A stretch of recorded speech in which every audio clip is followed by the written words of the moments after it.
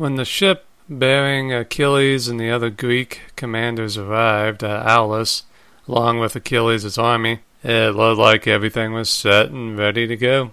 There were now over 1,000 warships and probably anywhere from 40 to over 100,000 Greek soldiers ready to invade Troy. Now these numbers are probably absurdly large for the time period.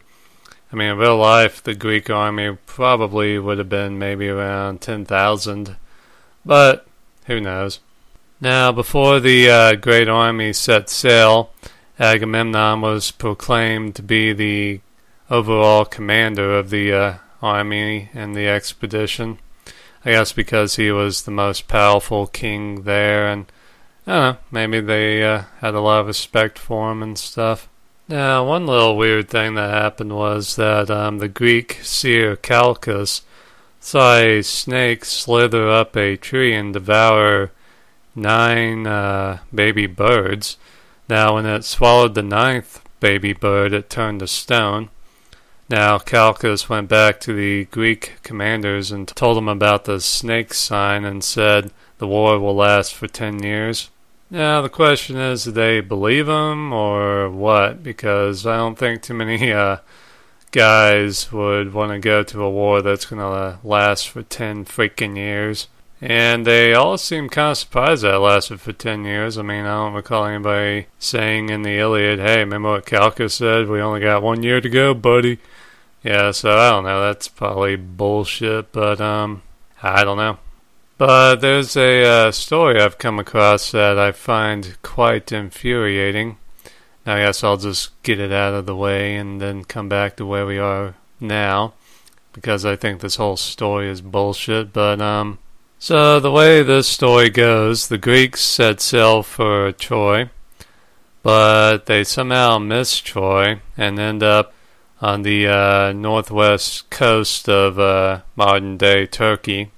So basically, they sailed past Troy and went northeast of it. So they ended up in the kingdom of Mysia, and they attacked the city of Tyrrhania, thinking it was Troy.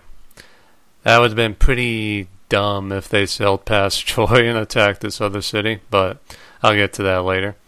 Now, Tyrrhania was ruled by Telephus, who was a son of Hercules, and he naturally was a pretty big, strong guy.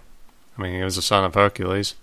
So he defended his kingdom and killed a lot of Greeks, including the king of Thebes, Tersander. He was doing pretty well until Achilles stabbed him in the thigh with his spear. And then I guess the Greeks realized that this wasn't Troy, so they set out for sea again to sail back down to attack Troy. Except a storm hit them and drove them all the way back to Greece, where they regathered their forces at Aulis. In the meanwhile, Telephus' wound would not heal, so he had to go and consult a oracle of Apollo. And the oracle told him that the wound would heal, but he would have to go and get the spear that wounded him. So Telephus disguised himself as a beggar, and in some sources even abducted Orestes, the son of Agamemnon, and threatened to kill the son unless Achilles healed him with his spear. Achilles, though, didn't have any idea. I'm like, what? I'm supposed to heal you with my spear? What the hell is this guy talking about? But the seer Calchas told Achilles to scrape off some pieces of the spearhead into the wound, and that would heal it.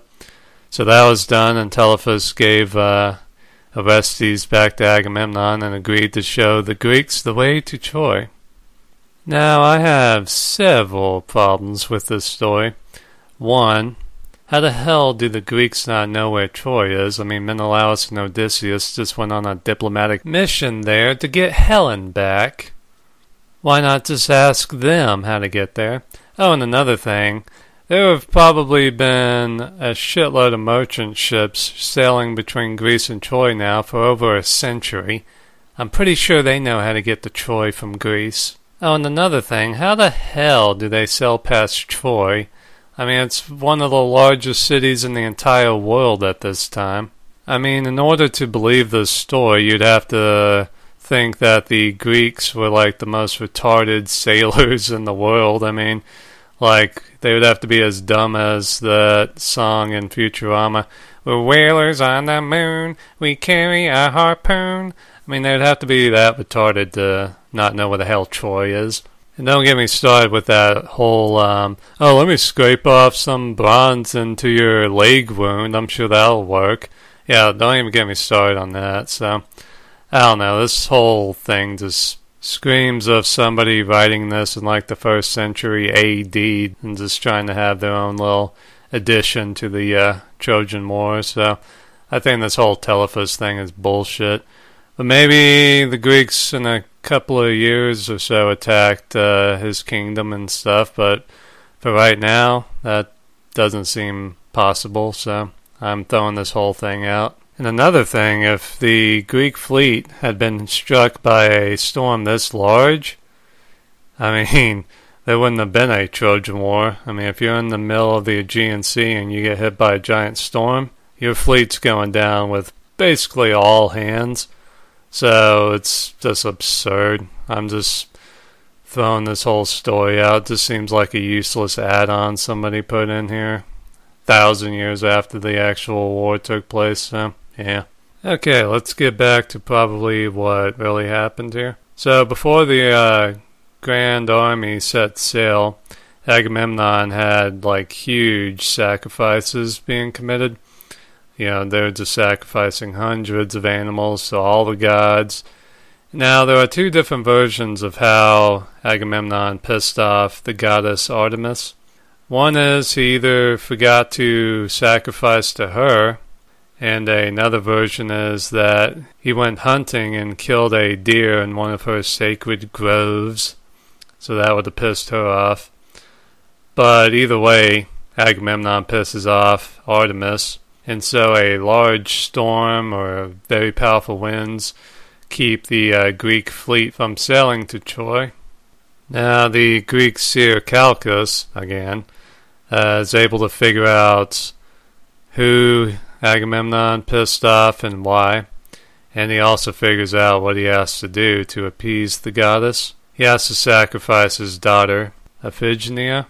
Now, before we get to this tragic story, let's explore the ancestors of Agamemnon and Menelaus, because that will probably shed some light on why this tragedy is about to occur.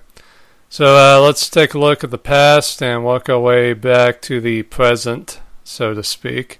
I guess it all kind of started with Agamemnon and Menelaus' great-grandfather, Tantalus. Now, Tantalus was a son of Zeus and was afforded the opportunity to come and live on Mount Olympus with the other gods. Now, this is a huge honor, and in fact, they even let Tantalus bring his son with him, Pelops. So this was a big fucking deal. I mean, he got to go and live on Mount Olympus with the gods and eat ambrosia and stuff. Basically become immortal up there, you know. And, I mean, this was, again, a really big deal. And it's probably because of what Tantalus did up there is why no other mortal was granted this opportunity ever again. I mean, look at all the shit Hercules had to go through just to become a god. I mean... So, okay, what did Tantalus do exactly? Well, I guess out of boredom or some sick desire to test the gods' all-knowingness, basically, he decided to kill his son Pelops, chop him up and cook him, and then serve him as a meal to the gods. I mean, yipe. I don't know what the fuck he was thinking. I guess he just wanted to see what their reaction would be, or I guess to test their, like I said, all-knowingness to see if they would actually be able to fall for this, but holy shit, dude. So he kills his son, chops him up, cooks him. I guess he makes like a stew or something that would kind of make it not look like a cooked human. So he serves the gods this evil meal. And basically all the gods at once know what the hell's going on, but they're like, what? Why is he doing this? The only goddess who did not realize what was going on was Demeter, because she was busy worrying about her daughter Persephone, who had recently been kidnapped by Hades. So she's like, oh, how am I going to get my daughter back? Oh. And so she did what a lot of people do when they are stressed. They eat. So without looking, she just picked up a piece of meat and ate it. And that's when she realized to her horror that she had just eaten Pelops' shoulder. So, yeah, I'm sure that had to be pretty nasty. So naturally all the gods were fucking pissed off. And, yeah, they basically threw Tantalus down into Tartarus, where all the Titans are imprisoned. And they brought Pelops back to life, but Hephaestus had to make Pelops a new shoulder out of ivory, so that's kind of interesting.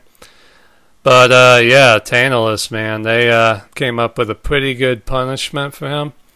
Basically, Tantalus was made to stand in a pool of water with a low-hanging fruit tree above his head.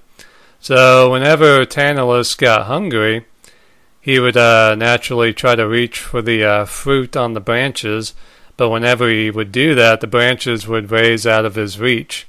And then whenever he got thirsty, when he would try to reach for the water, it would recede from his grasp. So that had to be pretty maddening after a while. And this was his punishment for all eternity, so eesh. So another interesting thing about this story is this is where we get the word tantalize from. So that's pretty interesting, because Tantalus would be tantalized by the fruit and the water for all eternity. So that's pretty cool, I guess. Now, the gods were so pissed off and just fed up over the whole thing that they actually kicked Pelops out of Olympus.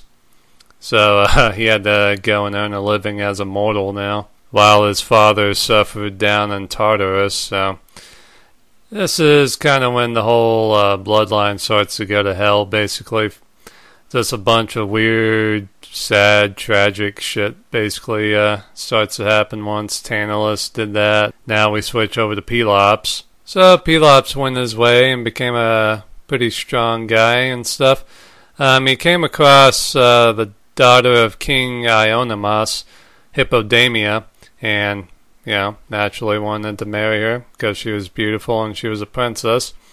Now the only problem is King Ionomos is very protective of his daughter, because a oracle had told him that he was prophesied to be killed by his son-in-law.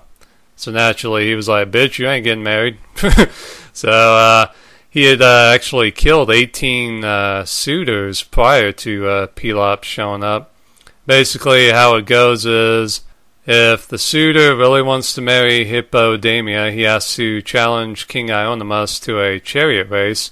The only catch is that the suitor gets a head start, but if Ionomos catches up to him and gets close enough, Ionomos will shoot him in the back with a bow and arrow.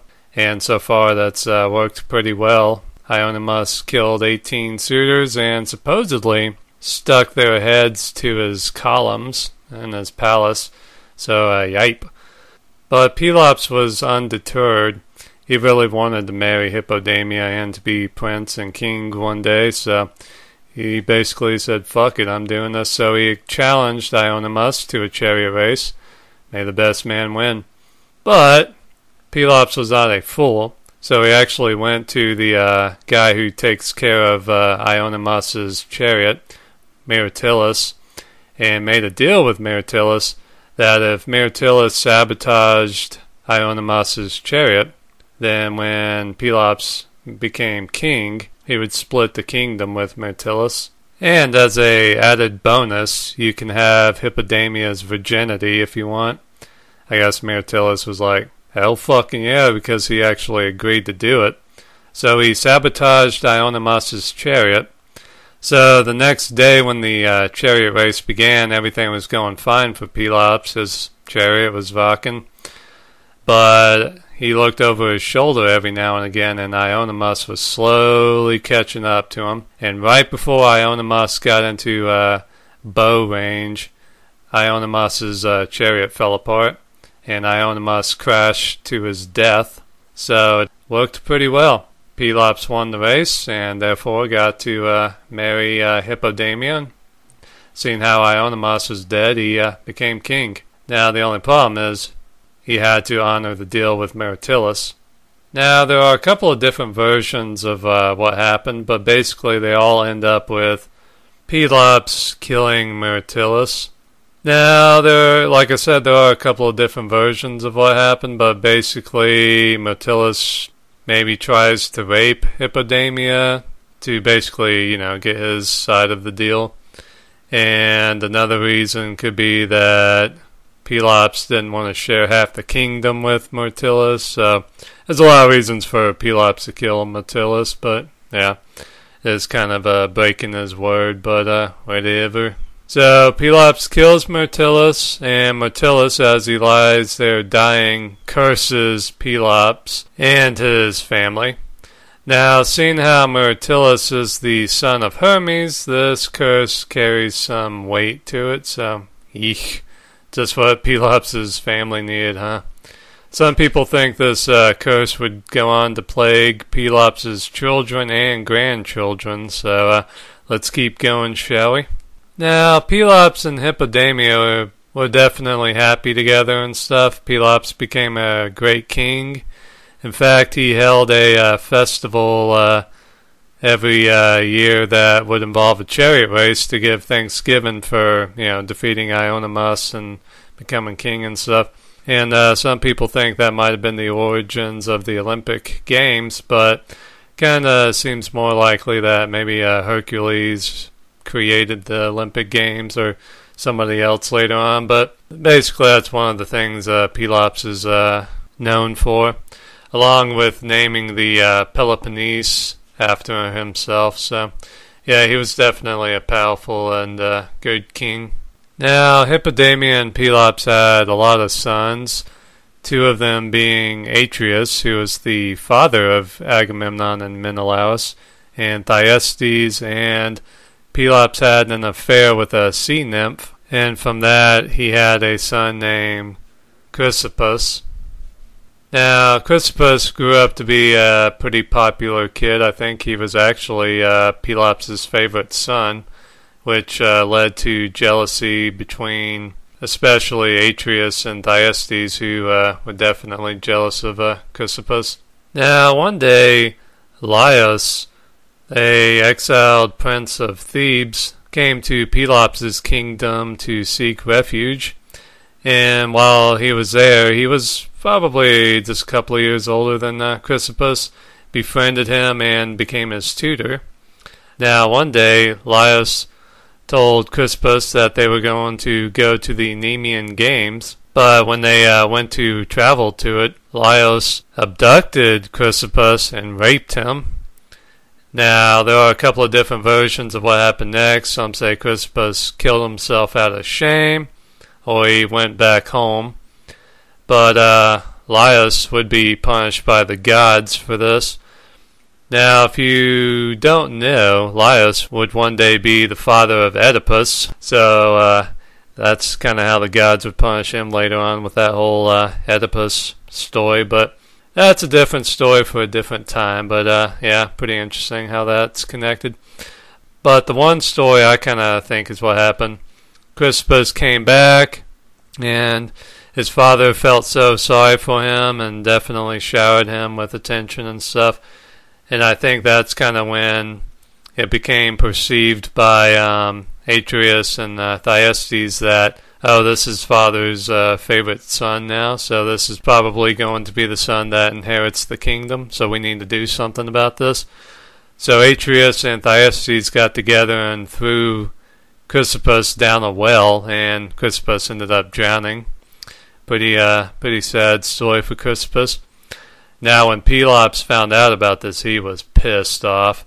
He actually banished Atreus and Thyestes from his kingdom, and also banished his wife Hippodamia, who maybe he thought she was behind it. Maybe she was jealous that he had another son with another woman and stuff, so maybe he thought she was behind the whole jealousy, trying to get her sons to get rid of Crispus and stuff, so he threw her out. And not too long after, she actually hanged herself from a tree. So that's pretty nuts, I guess. Now, Atreus and Thyestes were banished to Mycenae, and once there, they kind of just established their own lives and stuff, but they were still kind of competitive against each other for who will become king of Mycenae. The original king of Mycenae, King Eurystheus, had been killed in battle, so now the kingdom was up for grabs. Now, the two brothers, all they had to do was get the people on their side. But basically, Atreus married Irope, and through her, he had 2 sons and 1 daughter. Those 2 sons were Agamemnon and Menelaus. And basically, it was just a shepherd now and stuff.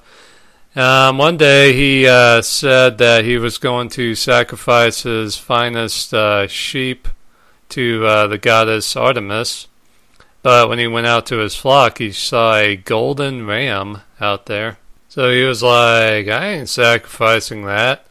So he actually brought the ram into the house, and he told his wife Irope to hide it. But little did Atreus know that his brother Thyestes was having an affair with his wife Irope. So she actually told Thyestes about the golden ram. And this is when Thyestes came up with a pretty clever plan to screw his brother out of the kingdom. So he asked Irope for the golden ram, and she gave it to him. And then he went over to his brother and said, whoever has the golden ram shall be king. And Atreus was like, yeah, I gave it to my wife. Everything should be fine. So, okay. And then Thyestes produced the ram, and yeah, Atreus was now fucked out of the kingdom. So this is probably when Atreus realized that he was backstabbed by his wife Irope, because she was the only one who knew about the golden ram. So it was probably around this time when Hermes showed up to offer Atreus some advice.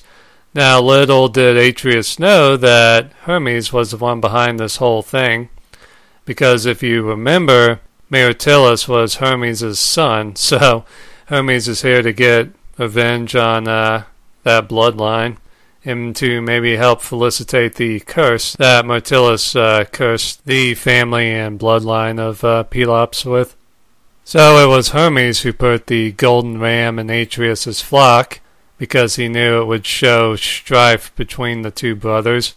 And now he has another plan for Atreus and Thyestes. Hermes tells Atreus to meet with his brother Thyestes and to make a bargain with him that if the sun stops and goes backwards, then Thyestes will step down from the throne and give it to Atreus to rule. And naturally, Atreus is like, well, how the hell am I supposed to make the sun stop and go backwards? And Hermes basically tells him, hey, that's on you, pal. Oh, and by the way, Thyestes' 2 sons, Tantalus and Cleothenes, yeah, those are his sons by Irope. So then I guess Hermes just flies off after dropping that bombshell. I don't know how Irope would have been pregnant with 2 sons that were not Atreus' sons without Atreus realizing it. I don't know, maybe she said they died in childbirth, or maybe she said they were miscarriages, or maybe she had them when he was off doing something. I don't know, but that is pretty fucked up. This is not a good day for Atreus. So he was naturally, I'm sure, very angry, and he did the sensible thing. He went home and killed Irope.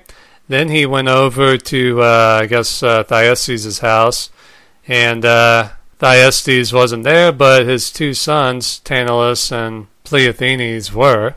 So he killed both of them, chopped them up, and threw them in a pot and started cooking them. Sound familiar? Now, the only 2 things that Thyestes didn't cook were the kids' feet and hands.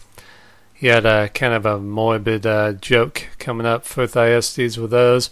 So I guess he cleaned up, set the table and everything, and then went over to the palace and told Thyestes, "Come, brother, let's have a reconciliation dinner together and talk." So Thyestes agreed, and they both went over to Thyestes' house, sat down, and before Atreus fed Thyestes, his own sons, Atreus remembered Hermes' advice and said, "Brother, I have a wager for you. If the sun stops and moves backwards, will you relinquish the throne and let me rule?" And Thyestes said, "All right, brother. I mean, that'll never happen, so sure." So then a happy Atreus served Thyestes, his own sons. I guess Thyestes probably would have asked Atreus, "Hey, how come you're not eating?" And Atreus probably said, "Oh, I'm not hungry." Shit, this is some crazy stuff. So when Thyestes was done eating, Atreus went around and came back with Thyestes' son's hands and feet and kind of mocked Thyestes with him and informed him that he had just eaten his own sons. Can you imagine the shock and horror that must have come over Thyestes at this? Oof. And in fact, the gods themselves were so shocked that the sun actually did stop and moved backwards a little bit before continuing its eternal movement. Helios, the god of the sun, was so taken aback that he actually took a few steps back with the sun at this evil thing that had happened between these two brothers. So unfortunately for Thyestes, there was no recourse here. I mean, he was fucked because the citizens of Greece are very anti-cannibal, so they threw him out of Mycenae, and Atreus took over as king of Mycenae. Atreus brought his two sons, Menelaus and Agamemnon, to come live with him as princes. Not sure how old they would have been at this time. They were probably very young, so hopefully they didn't see or understand what the hell was going on at this time, but eek, this is the kind of stuff that will definitely fuck up a family for a couple of generations. But Thyestes wasn't done yet. He went to an oracle who told him that if he had a son with his own daughter, then that son would grow up to kill Atreus. So his daughter was Pelopeia, and when she was taking a bath in a river one day, Thyestes put like a piece of cloth around his face so that she wouldn't see who he was. Yeah, I mean, he was willing to rape his daughter, but he didn't want her to know that, she was being raped by her own father.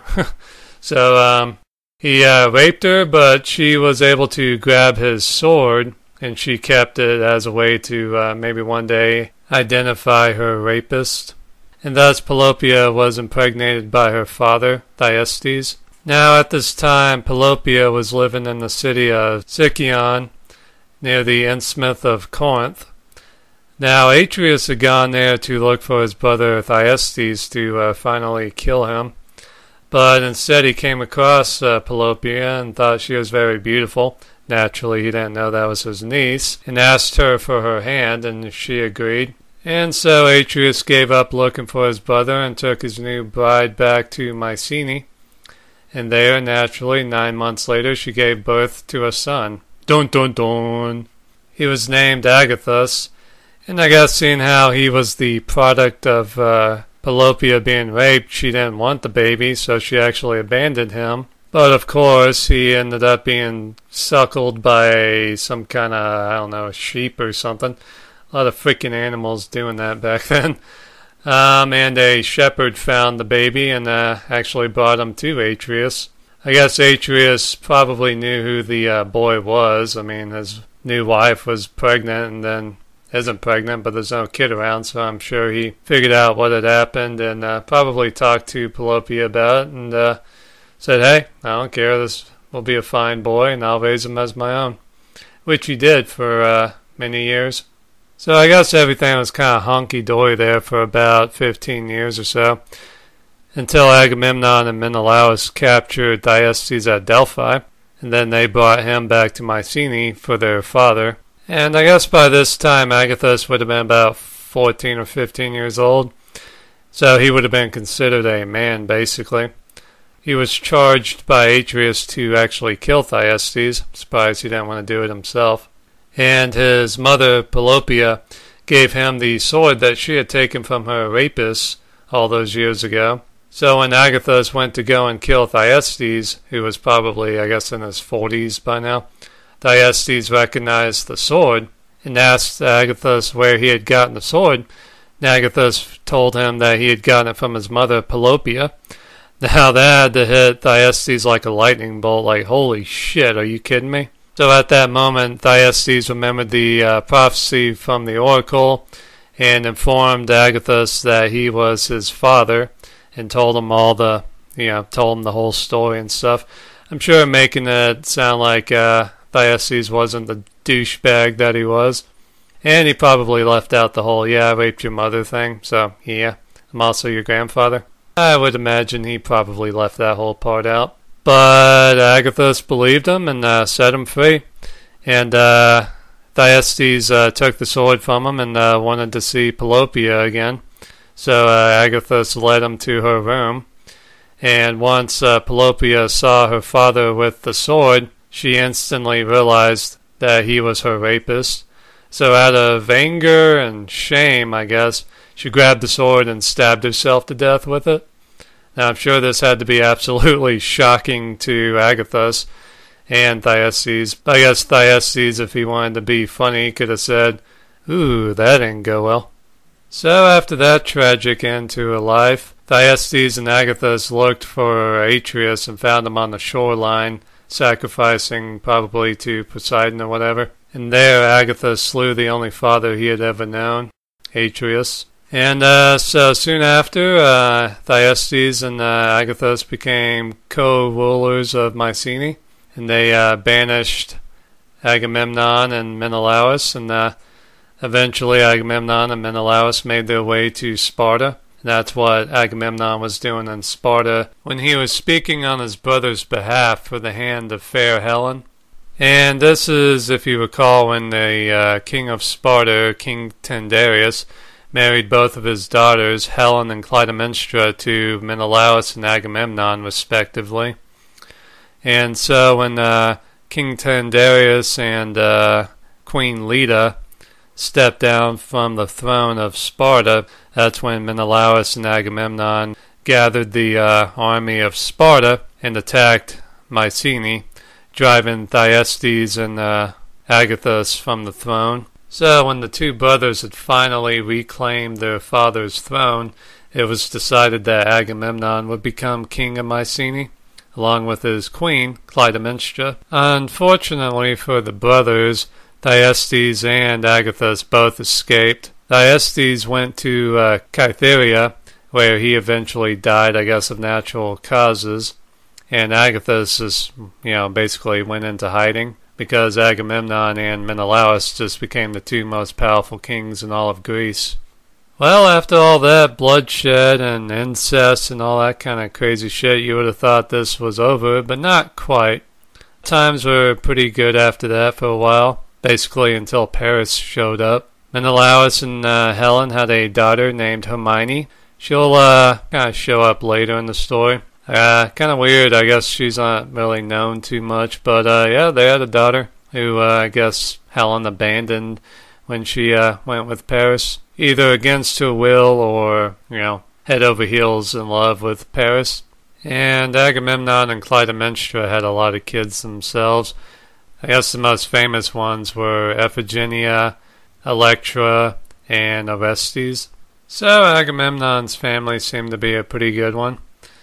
All of his kids would have been pretty young at the time of the start of the Trojan War. So I guess we are finally back where we started.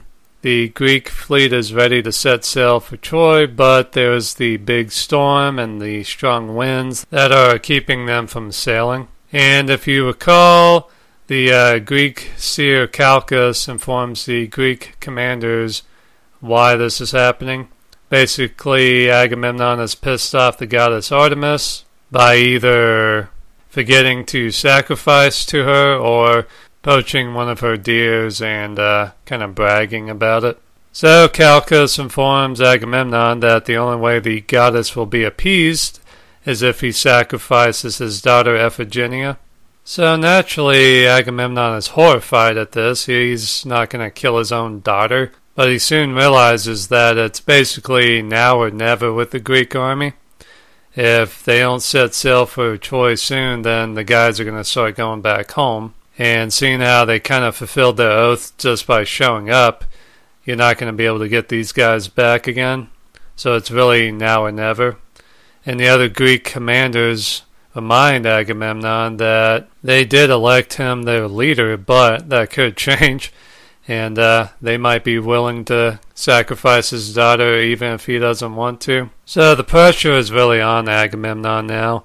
He's got over 1,000 ships and at least 50,000 men waiting on him. So the pressures of leadership are definitely apparent here. He probably would have given anything to be out of this situation right now, but that's the price of leadership. He's their leader, so he has to make the call. And he finally relents and acquiesces to their wishes to have his daughter sacrificed so that the Greek army can finally get going.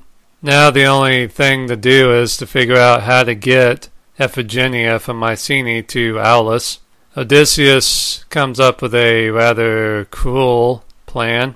He tells Agamemnon to send Iphigenia and Clytemnestra a message saying that he is going to marry Iphigenia off to Achilles and to send Iphigenia to Aulis for the wedding to take place. And so Agamemnon writes the letter and sends it, but after sending it he regrets it and tries to send a warning to Clytemnestra to not bring Iphigenia. But this message is intercepted by his brother Menelaus, who then argues with Agamemnon about, what they are doing, basically. We have to do this. If we don't, we're not going to be able to attack Troy and get my wife back. Agamemnon finally just gives up and awaits his daughter's arrival. Now, when Clytemnestra receives the first letter that her daughter is to be married off to Achilles, she is naturally very overjoyed. I mean, Achilles is supposed to be like the most handsome, the most powerful prince in all of Greece, so this is a big deal. So she tells her daughter Iphigenia, and Iphigenia is all excited, and they start picking out dresses and stuff. And then they begin the, it's not really a long journey from Mycenae to Aulis, probably maybe 100 miles at the most. So it probably took them just about a week or so to get there. Now, when they got there, everybody else kind of knew what was going on. Except for Achilles, nobody had bothered to tell Achilles about the wedding and stuff, so he was kind of surprised when he found out. Basically, Clytemnestra tried to talk to him about it, and he was like, what? I'm marrying your daughter? What? So, that was kind of a surprise to him, and basically then, I think, is when Clytemnestra started to wonder, what's going on here? Agamemnon tries to get Clytemnestra to go back home to Mycenae, but naturally, being the mother, she wants to see her oldest daughter get married, so Agamemnon, of course, was wanting her out of there so that she didn't have to see what was going to happen. Now, in some sources, Iphigenia was oblivious to what was going to happen all the way until she was brought to the altar and killed. But that probably would have been a little hard to do with everyone standing there looking at her and Achilles kind of being like, what the fuck is going on? So that would have been kind of hard to do, I think. So probably what really happened was there was an announcement and all fucking hell kind of broke loose. Clytemnestra would have been very upset naturally. Achilles was fucking furious. Like, how dare you use my name like this and stuff. And he probably would have been fine marrying Iphigenia. He would have been about 15 at this time. I think Iphigenia would have only been about 10 years old, but, from what I've read, he liked her and kind of felt bad about the whole thing. Because, she was misled into believing that she was going to marry him, and instead she's being sacrificed, so that definitely pissed him off. And this is probably where the bad blood between Achilles and Agamemnon began, so that might explain why tensions are so high between the two later on in the war. So everyone's freaking out, but Iphigenia actually agrees to be sacrificed because she thinks it's for the good of all Greeks. So she's led to the altar, and there are a couple of different versions of what happened next. Basically, in one version, Artemis takes pity on the girl, comes and whisks her off to somewhere, and leaves behind a deer that looks a lot like the one that Agamemnon had killed in one of her sacred groves. So they sacrifice the deer instead. But in other versions, it seems like, yeah, they kind of cut her throat and sacrificed her, so eek. There is a weird thing, though. It doesn't look like Homer knew about Iphigenia being sacrificed, because there's a part in the Iliad where Agamemnon offers all three of his daughters to Achilles if he will come back and fight again in the war. So the whole Iphigenia sacrifice story is probably just a late addition to the Trojan War story, but it's a very important one. I mean, it impacts a lot of stuff later on in the story. So Iphigenia is sacrificed, and Clytemnestra is absolutely furious. She will never forgive Agamemnon for this. And in fact, it's not too long after this that she shacks up with Agathos. So that will definitely be disastrous for Agamemnon when he comes back home 10 years later. But for the most part, the army understands what he had to do and why he had to do it. The only one in the army who seems to have any animosity towards Agamemnon for sacrificing his daughter is Achilles. But when the wind lets up and the army's finally ready to set sail, he probably understands why Agamemnon had to do it, but he probably still thinks, dick move, Agamemnon, dick move. I mean, this had to absolutely be traumatic as hell for Agamemnon. I mean, he just lost his oldest daughter. Now his wife hates him, and he's off to fight a war. You know, this had to be kind of crazy for him. But with the wind gone and the army getting ready, he finally sees his plunder, his glory, and his victory on the horizon. So at last, the greatest army the world has yet seen is ready to sail for Troy.